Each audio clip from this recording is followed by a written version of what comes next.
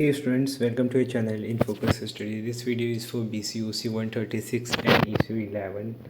दोनों स्टूडेंट के लिए वीडियो इनफ होने वाली है, मतलब इनफ मतलब पार्ट्स वाइज मैं वीडियो अपडेट करता रहूँगा, आपको क्वेश्चंस करते जाने, ठीक है। ECU 11 वालों को खासकर ध्यान देना है क्योंकि उनका एग्ज़ाम बहुत सारे बच्चे मैंने देखे ECU 11 में बैक आती है। बैक आने के पीछे रीज़न है वो क्वेश्चंस को लाइटली ले लेते हैं, ठीक है, ढंग से लिखते नहीं है। सो मेरी यही रिक्वेस्ट है, क्वेश्चंस को आप अच्छे से पढ़ो और लिखने की कोशिश करो। आप सोचते हो कि हम इसमें बस डेफिनेशन लिख देंगे, ये लिख देंगे, नहीं, ऐसे नहीं काम चलेगा, ठीक है। आपको लिखना होगा, बहुत अच्छे से लिखना होगा, बिकॉज जितना ज़्यादा लिखोगे, मार्किंग इग्नू वाले ऐसे ही देते हैं, ठीक है। बिना लिखे आप मार्क्स एक्सपेक्ट नहीं कर सकते, ठीक है। सो पहला जो क्वेश्चन आता है पेपर में इनकम टैक्स में, बहुत रिपीटेड क्वेश्चन है ये। Discuss agriculture income, it's type. फिर एग्रीकल्चर इनकम होता क्या है, फिर पार्टली एग्रीकल्चर क्या होता है, एग्जांपल के साथ बताना है। अब देखो इसमें क्वेश्चन कैसे आते हैं, या तो एग्रीकल्चर इनकम पूछेगा, इसके टाइप पूछेगा, या फिर शॉर्ट नोट में पार्टली एग्रीकल्चर इनकम पूछ लेगा, ठीक है। सो सारे कुछ चीज़ें इसमें कवर करते हैं, ठीक है। वीडियो को स्टार्ट करते हैं। पहला जो, अब देखो एग्रीकल्चर इनकम क्या होता है। Agriculture income refers to income earned और revenue derived from source that include farming land, building और identified with an agriculture land and commercial product from horticulture land, ठीक है। ये होता है कि हम, हाँ, इसको हम एक तरह से क्या बोल सकते हैं कि डेफिनेशन है हमारे एग्रीकल्चर इनकम की।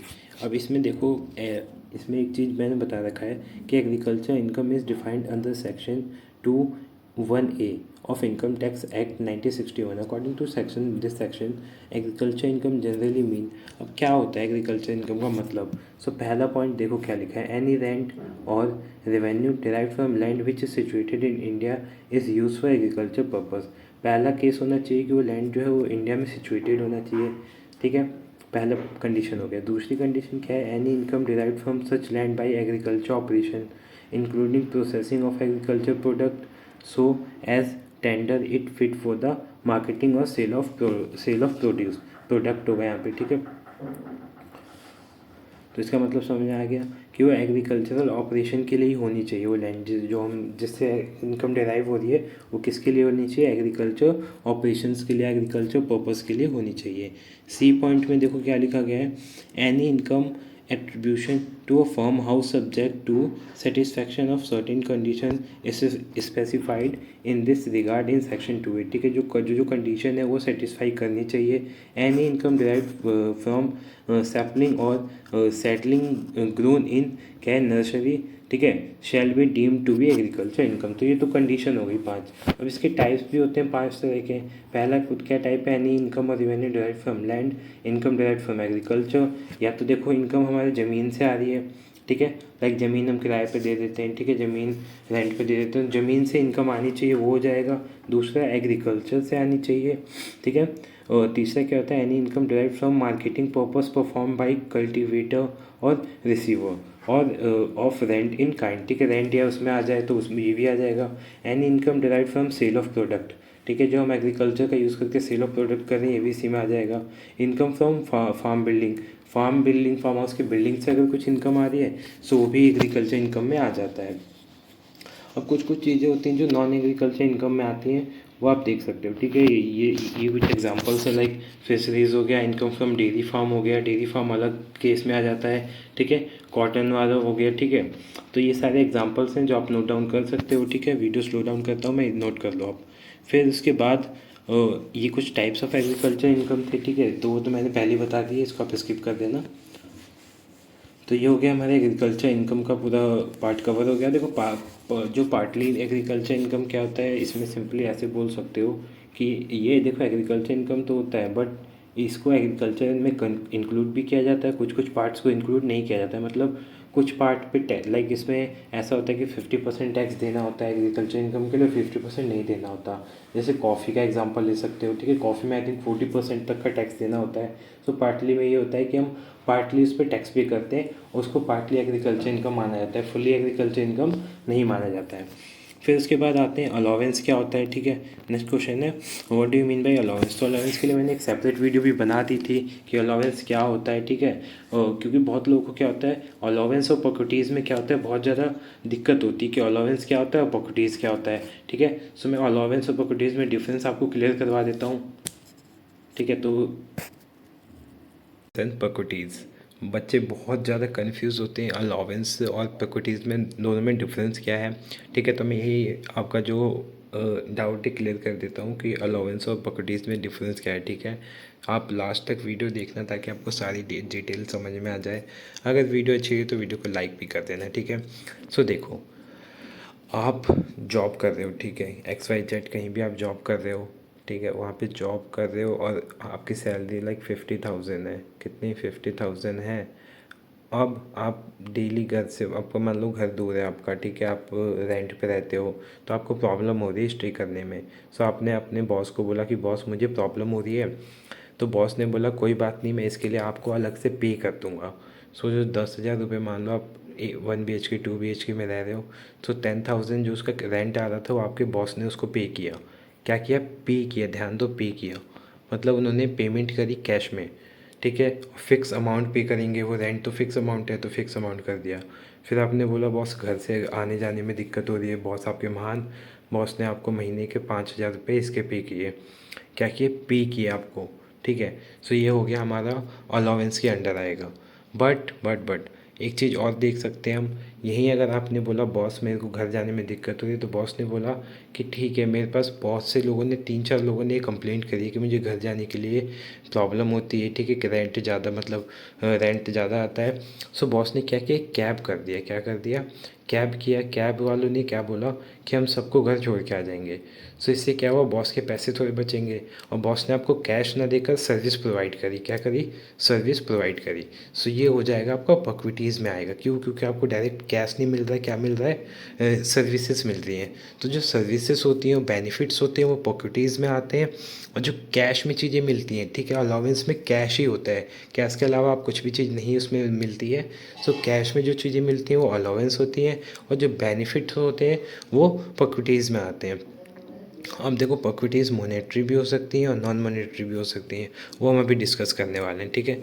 अब देखो, इतना तो हो गया। अब अलाउंस की अगर डेफिनेशन देखा जाए तो क्या होगा, दे आर अ फिक्स्ड और flat amount given to employee.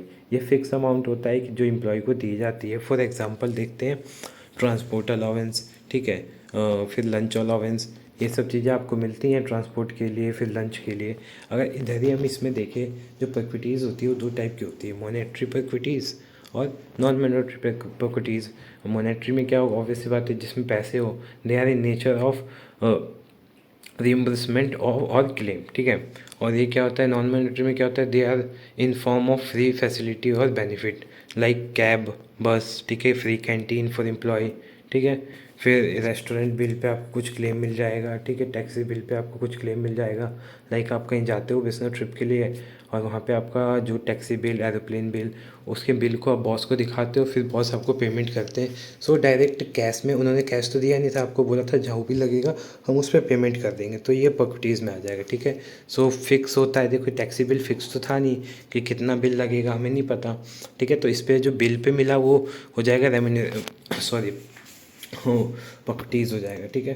सो आपको सब समझ में आ गया जो मैंने समझाना चाहता था कि अलाउंस और पॉकेट डिफरेंस क्या होता है, ठीक है। तो आपको समझ में आ गया होगा अलाउंस और पॉकेटीज़ में। अब आते हैं अलाउंस के एक सेपरेट टॉपिक पे। अलाउंस होता है क्या है, तो ये तो हो गया, allowance is a fix amount of financial or monetary benefit offered by the employer to its employee to meet the required expenditure over and above basic salary। Like basic salary की अब वो जो मिलती है हमें कैश में चीज़ें मिलती हैं, लाइक हमें 10,000 सैलरी है और 100 रुपीज़ अलग से मिल रहा है, रुपीज़ मिल रहा है, डॉलर मिल रहा है, तो ये हमारा क्या हो जाएगा, अलाउंस हो जाएगा। अब अलाउंस जो होता है 3 टाइप के होते हैं। कौन से टाइप के होते हैं, 3 टाइप के होते हैं। ये 3 टाइप मैंने यहाँ पे नोट कर रखे हैं, अब तीनों टाइप यहाँ पे हैं। एक तो फुल्ली एग्जम्प्टेड अलाउंस होता है, ठीक है, जिस पे टैक्स नहीं लगता बिल्कुल भी। एक होता है कि हल्का मतलब 10%, 20%, 30% टैक्स लगता है, ठीक है। और एक फुल्ली टैक्सेबल होता है, इसको टैक्सेबल भी बोलते हैं और इसको फुल्ली टैक्सेबल भी बोलते हैं। क्या बोलते हैं, फुल्ली टैक्सेबल। तो आपको याद रखना है, देखो ये तो समझ में आ गया आपको होता क्या है। फुल्ली एग्जेम्प्टेड क्या होते हैं, जिस पे बिल्कुल भी टैक्स नहीं लगता। Exempted up to some limit मतलब जिस पे थोड़ा सा टैक्स लगता है, और टैक्सेबल मतलब जिस पे पूरा टैक्स लगता है। तो अब आपको याद क्या करना है इनके example, like uniform allowance, daily allowance, convenience allowance, helper allowance, travelling allowance, academic और रिसर्च अलाउंस। ये सब इस पर कोई भी हमारा टैक्स नहीं लगता, ये फ्री होते हैं, फुल्ली एग्जेम्प्टेड अलाउंस होते हैं। ठीक है, जैसे फुल्ली अलाउंस इनकम होता है ना, सॉरी फुल्ली एग्जेम्प्टेड इनकम होता है, वैसे ये भी होते हैं। फिर उसके बाद इस पर जैसे चिल्ड्रन एजुकेशन अलाउंस में तो 100 रुपये per month child for 2 children maximum मिलता है। इससे ज़्यादा अगर होगा तो टैक्स लगेगा। 300 per month child for 2 maximum children. फिर ट्रांसपोर्ट पे क्या लगता है, अब पहले तो ये था, अब क्या टैक्सेबल में आता है। हाउस रेंट अलाउंस में 50% लगता है, बेसिक प्लस DRA करके, और डिपेंड करता है मेट्रो सिटी पे या कौन सी सिटी में आपको। नॉन मेट्रो देखो, मेट्रो सिटी में 50% होता है, मेट्रो सिटी में दिल्ली, मुंबई, कोलकाता, चेन्नई ये सब आते हैं, और नॉन मेट्रो सिटी में 40% लगता है। ठीक है, तो ये आप याद रखना। फिर इसके बाद फुल्ली टैक्सेबल में बोनस हो गया, इंसेंटिव हो गया, वेरिएबल पे हो गया, लंच अलाउंस हो गया, ट्रांसपोर्ट अलाउंस हो गया। ठीक है, तो ये और इनमें जो मेंशन नहीं है उसके अलावा इसी में आ जाते हैं सारे। ठीक है, तो ये भी आपको समझ में आ गया होगा। फिर नेक्स्ट क्वेश्चन है, what are fully exempted income, right. मतलब देखो, अभी मैंने बताया था ना एग्जेम्प्टेड इनकम वाला, तो जिस पे बिल्कुल भी टैक्स नहीं लगता है। कौन कौन सा इनकम है जिन पे बिल्कुल भी हमें टैक्स पे करना नहीं होता है, तो डेफिनेशन तो लिख दोगे। Fully exempted income are those income on which we don't have to pay any tax. ठीक है, और under income tax we don't have to pay any tax. तो डेफिनेशन तो ईजिली आप लिख सकते हो, डेफिनेशन पूछता भी नहीं है। तो कौन कौन से ऐसे इनकम है जो fully taxable, fully non taxable होते हैं। ठीक है, सो पहला इनकम अर्न थ्रू एग्रीकल्चर में। ठीक है, अब जो हमने एग्रीकल्चर में पढ़ा था उसमें एग्रीकल्चर के थ्रू अगर आता है तो टैक्स नहीं लगता। क्यों नहीं लगता, उनको प्रमोशन करने के लिए, प्रमोट करने के लिए। फिर any amount received by individual through क्या है, ठीक है, हिंदू अनडिवाइडेड फैमिली से जो इनकम मिलती है, ठीक है, जो भी अमाउंट मिलता है HUF से, वो भी टैक्सेबल नहीं होती है। ठीक है, ये दोनों हो गए। फिर उसके बाद income received by partner of a firm as shared between them. ठीक है, पार्टनर्स का जो प्रॉफिट होता है उस पर भी टैक्स नहीं लगता है। फिर any interest that has been paid to a person who is not resident of India. ठीक है, तो ये भी हो जाता है। फिर any interest that has been paid to the account of person who is not, दोनों सेम ही पॉइंट है जो ऊपर मैंने मेंशन किया है। ठीक है, दोनों सेम पॉइंट है। फिर F पॉइंट पे आते हैं, any interest that has been paid to a person who is not Indian. ठीक है, but of Indian origin Indian, जैसे ऋषि सुनक और इंडियन ओरिजिन माने जाते हैं। ठीक है, तो ये आ जाएगा इसमें। फिर इसके बाद government tax paid on income of a foreign form, allowance received by government employees. ठीक है, जो गवर्नमेंट एम्प्लॉयज़ को अलाउंस मिलती है। ठीक है, stationed abroad, income earn by foreign employ. ठीक है, तो ये सब इनकम अर्न बाय कंसल्टेंट।